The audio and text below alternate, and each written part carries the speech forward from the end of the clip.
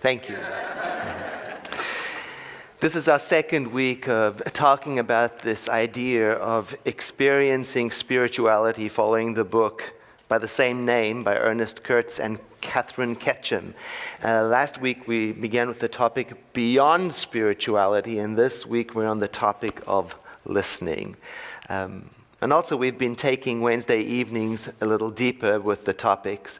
And if you missed last Wednesday, you can pick up the study guide that we prepared. It's outside next to the giving kiosk on the left. And we focused on a story from the book about a monk who goes to his guru for initiation. And the guru leans forward and whispers in his ear a warning and says, if you take this mantra that I'm going to give you and tell it to anyone, that person will be immediately liberated and set free from all bondage forever, but you will suffer in hell permanently. And as soon as the master whispers the mantra into the monk's ear, he jumps up and runs out and gathers as many people as he can together and tells them all the mantra. And later on, when the rest of the monks are complaining about his disobedience, the master says, I've got nothing to teach him. He's already a master in his own rights. The idea is that we can learn through stories to see the filter of other people's experience of life, and sometimes that can inspire us to take the high road. And sometimes what it does is it helps us connect to each other on a heart level. Our hearts open when we hear each other's stories. A deeper caring can happen. Hopefully that will lead to the kind of vision that Kevin mentioned earlier, a world that works for everyone, because that has to be accompanied by a desire to help each other. Now, for the benefit of our radio listening audience and those watching on our web through the videos, we just heard a song from our music director, Christopher Fritchie. It's a story. It's telling the story of a son who receives the call from a care facility taking care of his mom, who woke up into a moment of lucidity and clarity, and he rushes over to see her, but she can't quite remember the details of her own life. And so he gets right down there and he tells them to her. And the tender part of that story, for me at least, I believe, is that in order for me to be able to tell someone what that son told his mother, I would first have had to listen to them. If I didn't listen to them, I couldn't tell them. That's what we're considering in the second week of this experiencing spirituality, this idea of listening to the people in our lives, listening to life itself, and then listening to divinity, which we've been trying to define all month, all year, to listen. In my late 20s, I started to realize that I didn't know too much about my grandmother on my mother's side. I was too young at first, because I had been up until that point in that phase of my life where everything was about me. I didn't really have time to listen to her or take her in, but I started to be moved by this tremendous sense of connection, of wanting to know more about her. So I would make a point of that, going to visit her and talk to her and sit her down and ask her, tell me about your school, tell me about your mother, tell me about your father, tell me about your life. And she did. And it wasn't all easy to hear. Some of what she told me brought me to tears. Parts of her story shattered my sense of innocence about the world. Parts of her story made me furious and frustrated that I couldn't do anything to repair what was already in the past. And she told me about her mother, who was clearly, from her account, mentally ill, made worse by alcoholism, and how she would show up at my grandmother's school early in the morning quite drunk and quite out of touch with her reality, and would drag my grandmother out of school to take her home, and make a big fuss in front of the other children, take her home to do chores. And I could hear, as she told the story, in between the words, I could hear the pain and the conflict of a daughter loving her mentally ill alcoholic mother. And the resignation to the fact that she was never able to make the kind of difference that she wanted to.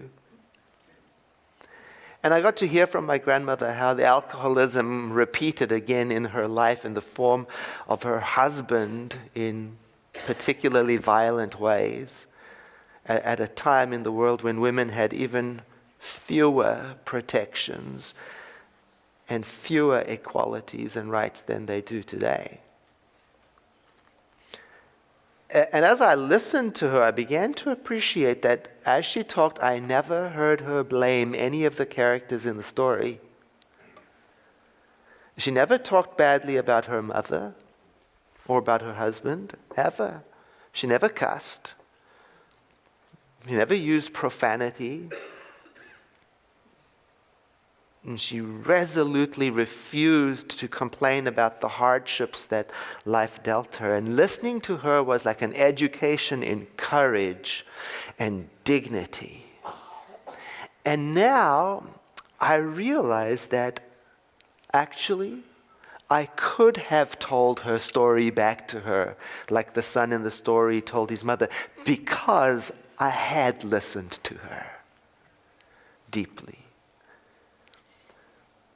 But I haven't always listened that graciously to the people in my life. And so today the reminder is to me to listen to the people in my life, to take interest in them and to ask them what is valuable, what is important, what is meaningful to them in a gentle, non-invasive, non-intrusive, non-insistent way. And particularly to listen to the parts that I may not want to hear. To let it be real. Especially because I may not have another opportunity to do so. I mean, what if this, right now, were our last time to be together? Would we not want to be more kind with each other? Would we not want to let the moment and every part of it imprint upon us deeply so that it is part of our very being?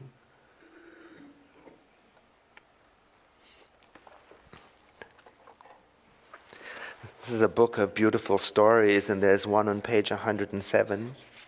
It says, one Sunday I was entertained in a farm home of a member of a rural church. The intelligence and unusually good behavior of the only child in the home, a little 4-year-old boy, impressed me. Then I discovered one of the reasons for the child's charm. The mother was at the kitchen sink washing the intricate parts of the cream separator when the little boy came to her with a magazine. "Mother," he asked, "what is the man doing in this picture?" To my surprise, she dried her hands, sat down on a chair, and taking the boy in her lap, she spent the next few minutes answering his questions. After the child had left, I commented on her having interrupted her chores to answer the boy's questions, saying some wouldn't have done that. She said, "Oh, I expect to be washing cream separators for the rest of my life. But never again will my son ask me that question." Oh, there are a great many important questions in our world today that I do not wish to interrupt myself to attend to, because I don't know how to handle them. I don't want to let them in because they're too painful. And if they come up in conversation, I try to tune them out because it's embarrassing that I know not enough and I don't think about it deeply enough, and maybe you have a few of those. Like, for example, today on International Women's Day, to think about the status of women in our country and in the world, and thinking about the global vision of a world that works for everyone, and understanding that it can never be a world that works for everyone until women are categorically and absolutely equal to men.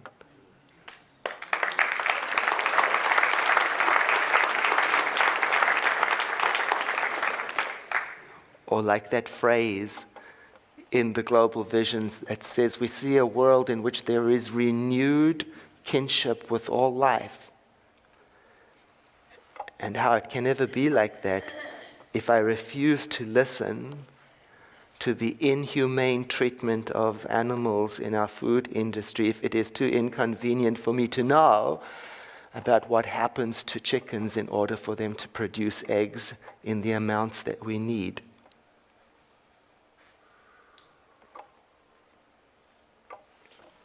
Or that part of the global vision that says, we see a world in which there's generous and ongoing sharing of love and resources, and how it can never be that way until I take in the world and listen to the idea that we have enough food to feed every mouth, but don't. Or that part in the global vision that says we see ourselves as being planetary stewards, and how it can never be that way while I don't attend to or listen to or think about or read about or talk about the declining quality of our world's oceans and the rapid mass deforestation that continues, and the condition of the world's water. But I do want to practice listening. And just like I'm practicing listening to the people in my life, I'm practicing listening to life and taking it in, even the inconvenient parts. This is how my grandmother listened. She took it in. From the book, listening, hearing may be the most difficult gift we ever give to anyone or to the world. We are so inclined to action, to attempt to fix situations, or at the very least, and too tragically often at the very most, we are driven to advise. My grandmother listened in that way of being present. She would put down whatever she was doing, and she would focus squarely on me or whoever was talking to her, and listen and take it in and connect with that listening. And then she would follow it up with her key phrase, "Oh, that's terrible."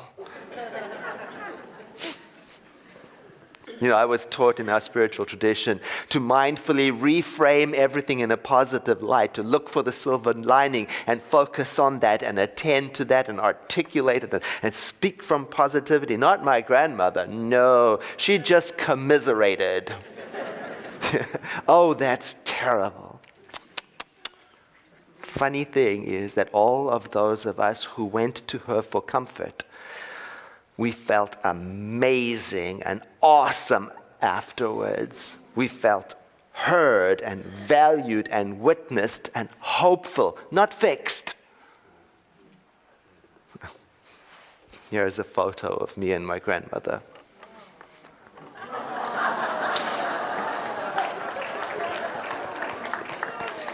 See, the thing about that photo, and I'm not going to mention the hair, but the thing about that photo is that I had just told her that I had rolled a car and left it in a ditch. Yeah, you can just see the placid, as constant as the northern star, she was just there, and she would often add to the end of a disclosure like this, there. It's all going to work out in the end. which infuriated me. But today I realized that she was just announcing the cosmic truth, right? The truth that I claim to love. In a way, she believed in the ultimate goodness of life more than I ever have. That phrase you heard Kevin say, our founder, the ultimate goal of all life is a complete freedom of discord of every nature, and that this goal is sure to be attained by all. She believed in it. I hoped it was true. She had more confidence in the way of things than I had in my little finger. In her, I got that mixed up, but you understood, yeah?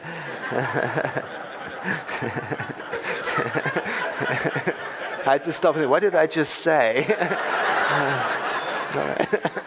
And very polite of you not to correct me. And the thing is, my grandmother had every reason to complain about the hardships that life dealt her. But she chose not to. Her hands so gnarled from arthritis and her feet swollen past resembling a human foot. And yet she still, in all of this, had time to listen, to be present, and to connect from the book. And yet listening, hearing, and truly attending to, I love that. That's serving people. Attending to requires a very explicit context of silence. Genuine, active, attentive silence is not only the setting, but the most difficult form of this difficult gift. It's not only being quiet while you're witnessing somebody talking. To me, it means it's also being quiet inside. In other words, dropping my reactive mind, dropping my tendency to insert the wise answer, dropping my tendency to control, educate, but to listen. To listen not only to the surface noise, but to what is present in the room despite the surface noise. It requires an attitude of silence. There's a beautiful story in the book about a man who goes to see his guru and says he's having trouble with his wife, the relationship, and the guru says, your assignment is to go home and listen to your wife for a week. And the man comes back and says, I've listened to my wife for a week. And the guru says, now go back and listen to what she's not saying. I found that so powerful.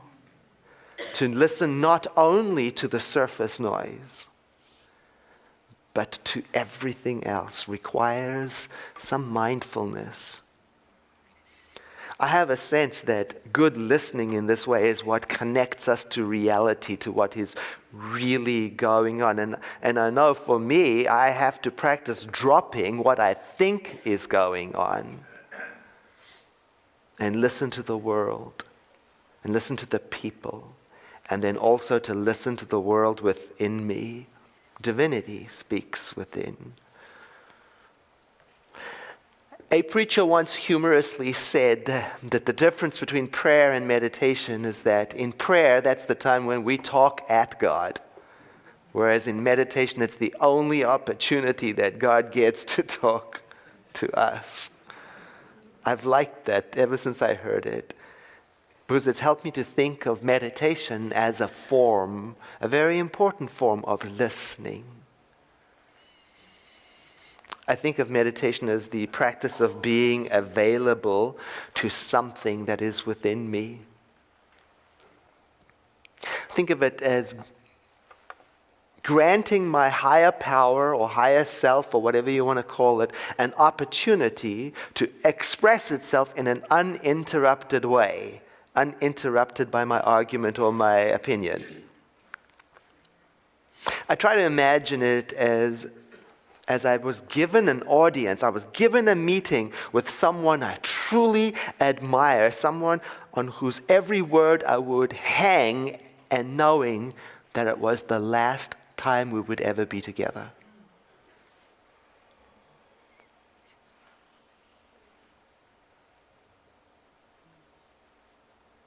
I think of meditation as politely paying attention in that way. Now, in the beginning, when I started to sit quietly, you know, well, what I met inside was my thoughts. Oh, my inner chat, and there was a lot of it. It was very busy, and it was so powerful and so compelling that I had to learn eventually to give my mind something to do, to distract it, so that the silence that was always there could rise up. And that's what we're going to be doing on Friday the 13th at the free chant experience. We're going to give our minds something to chew on so that the rich, beautiful silence can rise up. I had to listen. I had to learn to listen to my inner thought. Just like I had to learn to listen to people. I had to understand that not everything I would hear would be pleasant. I had to learn to be like my grandmother and just take it all in. Because as I was deflecting and refusing and not listening and talking over and giving my opinion, I was missing so much of what was actually there. Like the beautiful story of Joshua Bell in the book too. The famous violinist who stood in a subway, I believe in New York, playing, but nobody knew who he was, so they didn't pay attention. He's playing on a violin worth more than many of us could ever hope to earn. Masterful performance of one of the most difficult pieces in the repertoire. A couple of people threw a few dollars down. Most didn't even notice that right there in their presence is a precious jewel.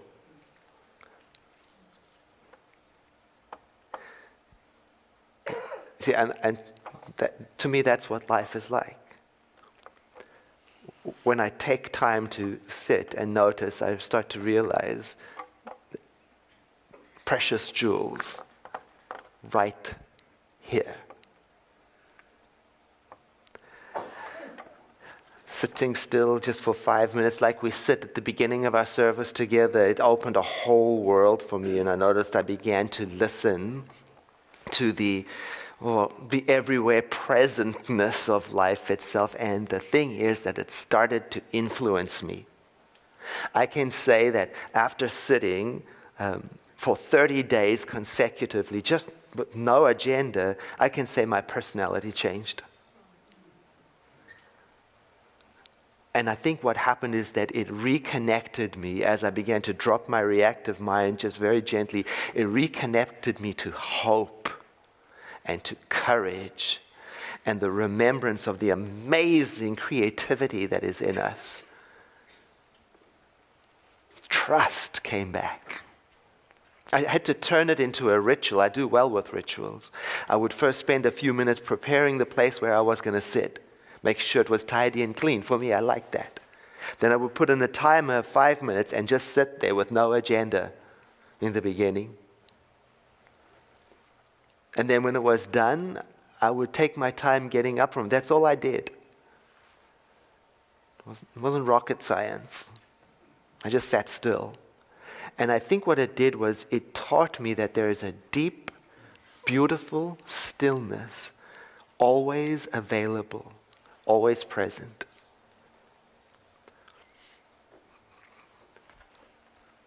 People ask me, why do I recommend meditation so much? And I think my answer is because I believe that the real you, the real me, is to be found there.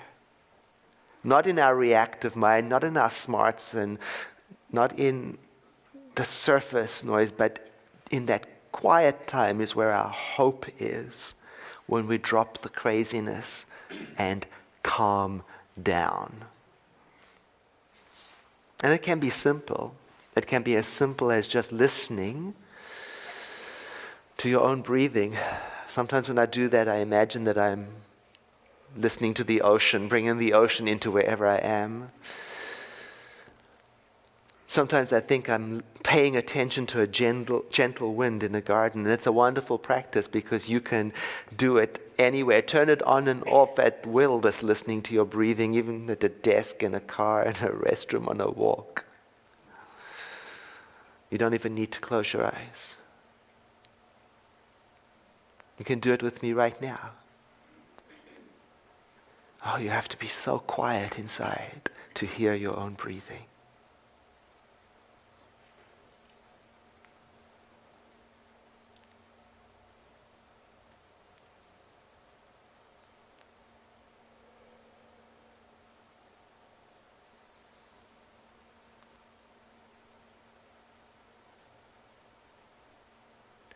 And we can call that sacred space. And Joseph Campbell said that our sacred space is where we can go and find ourselves over and over again. You can find ourselves by listening.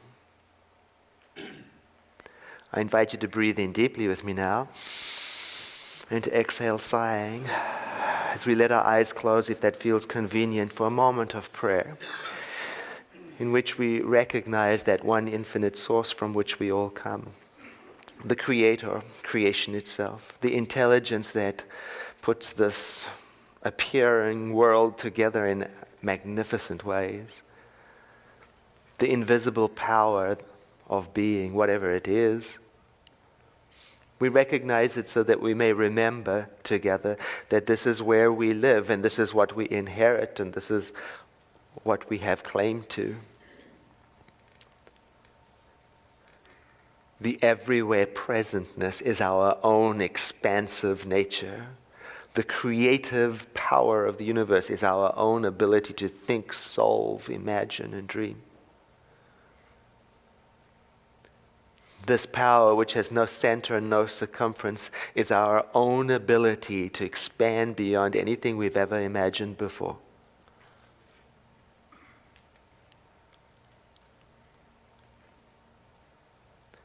And as we think upon these things, we have naturally the realization of the true truth of our being.